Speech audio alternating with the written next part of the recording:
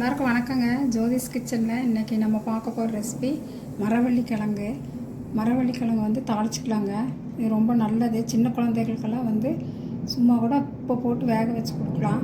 அதை எப்படி செய்கிறதுன்னு பார்க்கலாம். கட் பண்ணிக்கலாங்க. சின்ன சின்னதாக கட் பண்ணி தோல் எடுத்துக்கலாம்.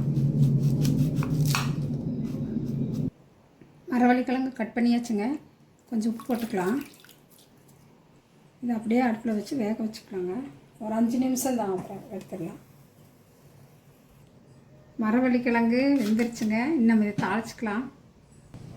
எண்ணெய் ஊற்றிக்கலாங்க. கடுகு உளுந்தம்பருப்பு போட்டுக்கலாங்க.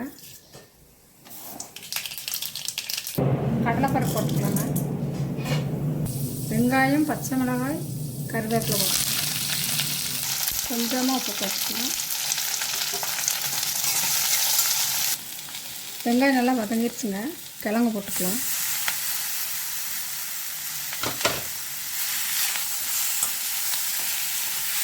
அவ்வளோதாங்க.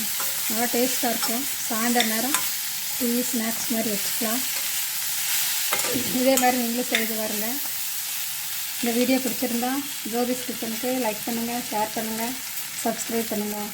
மறக்காமல் சப்ஸ்கிரைப் பண்ணுங்கள். தேங்க்யூ.